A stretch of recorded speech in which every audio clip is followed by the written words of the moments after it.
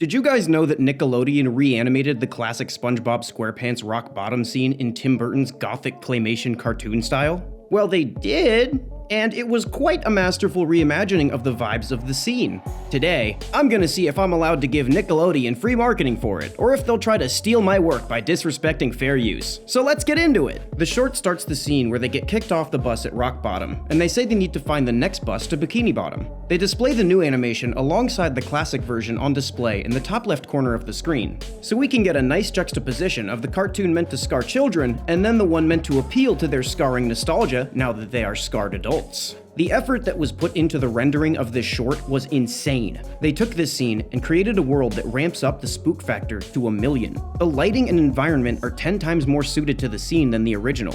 No shade to the original, I adore it. But as a goth kid, this is just more my speed. We get our first look at the reimagining of our dynamic duo, and the designs are fantabulously spookified. Patrick looks to be some sort of patchwork Frankenstein abomination, and he is pulling it off swimmingly. And SpongeBob's holes look much more like orifices than before. Watch the Smasher Pass to see how I feel about that. Even his glove hat is made of stitched up, mismatched medical gore digits. He's also got this weird birthmark thing taking up half the side of his torso. His long nose was reimagined realistically and horrifying, like this mofo about to try to steal the moon. And his pupils are very different sizes, which is a nice touch, even though I don't want to touch him. We then go to a part of the scene where they try to figure out which bathroom to go into. Please save all of your inflammatory opinions for Twitter. All of the monsters have been delightfully reimagined in a way that seems like the artists were given creative freedom. In most adaptations, executives don't understand the differences between artistic mediums and demand exactly what they saw work before because it's safe.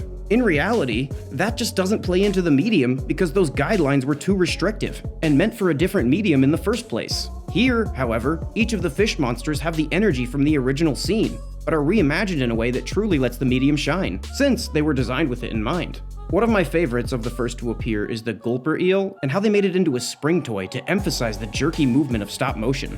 Very cool.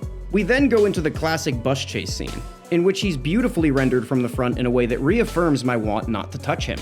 He loses his balloon and then returns to the bus stop after again missing the next bus. Their reimagining of the anglerfish man was beautiful. It took the inspiration of the inspiration and went the full 9 yards with it, giving us a Nosferatu of the deep, dripped out angler man complete with his frills. He asks the angler for help and he misunderstands him and runs off to get the balloon. Then SpongeBob misses another bus and decides to go to the bus station. The redesigning of the bus station was immaculate, looking like a colorized shot straight out of Frankenweenie. The whole scene really gives me those classic Paranorman Coraline vibes that I feel is somewhat absent from today's horror media. Now, I'm just gonna let these monsters show themselves because they're really cool, but to avoid the wrath of Nickelodeon, instead of letting you hear the sound, I will be making up names and backstories for them. This is Walter. He is first in line, and he has the early stages of a hernia and now has to make life changes. This is Babaganoush. She is second in line, and as you can see, she is a goth Hello Kitty girl. This is Patty. She is third in line and the most beautiful in all of the 7 Seas because of her massive personalities. SpongeBob finally gets to the back of the delightfully designed Monster Mash line, and the tall man shits an egg in his iconic egg-shitting way. And they hatch into 3 more critters, leaving Spongy 3 spots behind. He freaks out, passes out, and then it's finally his turn. They do the classic, I can't understand your accent scene. And then he gets told that the next bus leaves in 5 seconds. And SpongeBob begins running home through the dark because he missed it again. He hears an ominous behind him and begins sprinting in fear through the dark. He smashes face first into the wall and has nothing to protect him from what is now cornering him. His cartoonish morphs of fear look refreshingly new in this style. It turns out that it's just his anglerfish friend from before, who got his balloon, and he blows it up to help him fly away. The scene ends with a bit that always makes me giggle. Thank you! You're welcome!